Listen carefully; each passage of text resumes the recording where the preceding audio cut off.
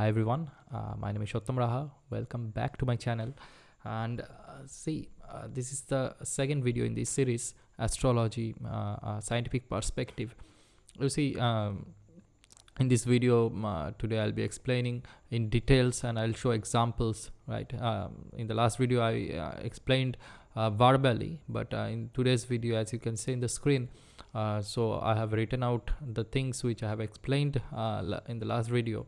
So you will have to write, you can make notes of these things, right? Because these are the very basics of astrology. And since you see this is a series of scientific perspective, what I mean by that is I didn't explain this in the last video, in the introductory video, but I feel it is very necessary to make it very clear why this is a scientific perspective. So you see, I'm a student of science. To be very precise, I have a master degree, 2 master degrees, MNC and MTech in computer science. Okay, so I'm a very student of pure science. Okay, so as you know, right, the science students, they don't believe in astrology or any kind of occult sciences like Vastu or whatever it is, right? So you see, I don't know, I find it very amusing, right? So I have learned it, I have done a lot of courses, and I have actually used astrology practically in my life, in my relatives birth charts. I have seen things, right? So I have seen that this is very scientific. Okay, this is no joke. Yes, I accept the fact that almost like 95 to 99, I don't know how much I'm correct, but it's an estimation.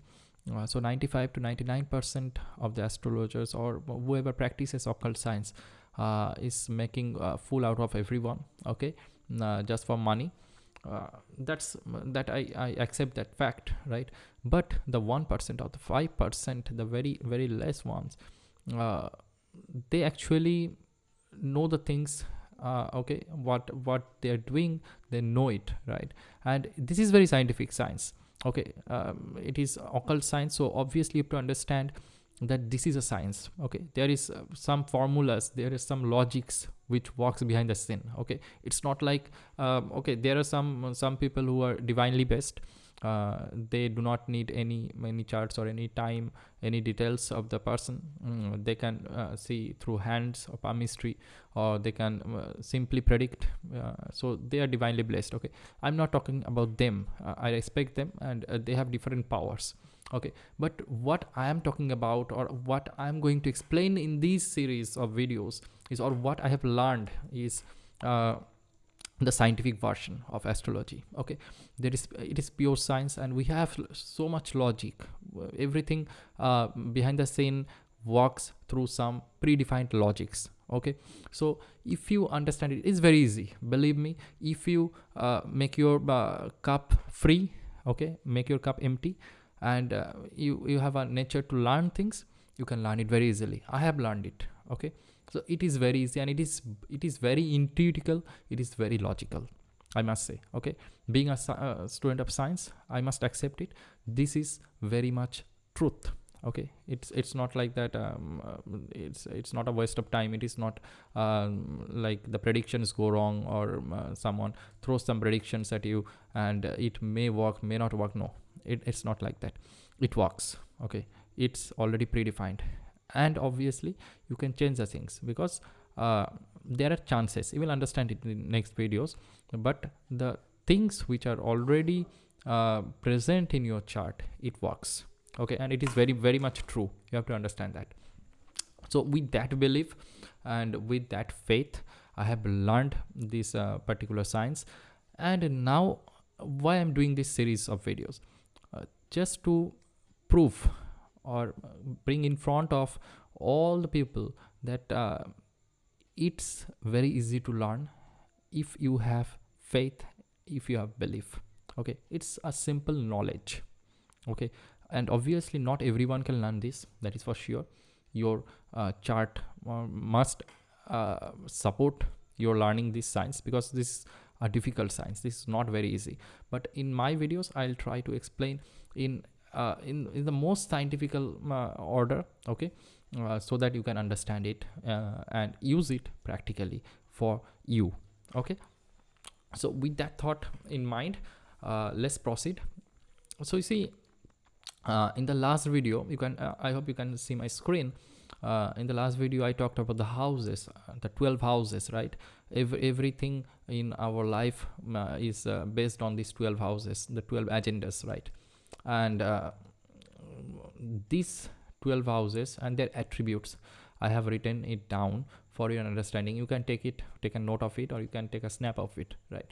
So I'll just read it out again. House number 1 talks about yourself, right? Self, your appearance, your body. It talks about you basically. House number 2 talks about your money, your family, your food, what food you should eat for, or what foods you like, right? All these things. It talks about your speech, how you talk, okay? It talks about your possessions, the materialistic possessions you have, okay? House number 3 will see the presentations, how you present yourself to the world. It will talk about your siblings, okay? House number 4 will talk about your home, okay? Your values, your basic education, your mother. It will talk about your mother's health, or anything about your mother, okay? It will talk about your values and ethics, okay? The values and ethics which you have got in your life. House number 5 will talk about your likings, what you like in your life, okay? It will talk about your entertainment, what you like doing, okay? Or what things entertains you. It will talk about your affairs, love affairs. It will talk about your children, okay, if you have, or when you will have children, or their characteristics and all that. So house number 6 will talk about your services, where you are going to work, or whatever services you are going to provide to the society, okay? It will talk about your diseases. It will talk about how you recover, whether you will recover from a sickness or not, so these things. So house number 7 will talk about your partners. It will talk about your business partner. You can talk about your business life partner. It talks about your clients, colleagues, okay? House number 8 will talk about your pains, your fears, accidents, anything which happens suddenly in your life. It also talks about occult sciences, okay, whether you will learn occult science or not, all these things.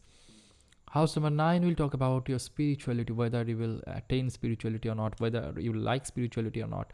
All these things, anything dealing with spirituality about you will be talked about from, or will be seen from house number 9. It will also talk about your father. It will talk about your higher education, whether you will have higher education or not. If your house number 9 supports higher education, you will have higher education, okay?